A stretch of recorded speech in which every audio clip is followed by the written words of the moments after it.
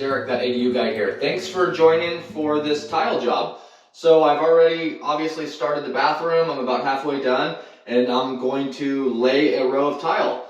So here's our thin set. It's important that we have the right consistency. We want it about like pancake batter. We want a nice, consistent application. If it's too thick in any one area, the tile won't set flat.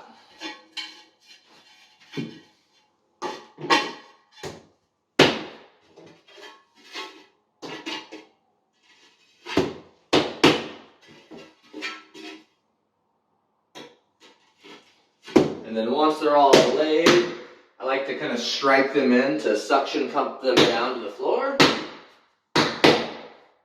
And on to the next row. Hope everybody's having a good day.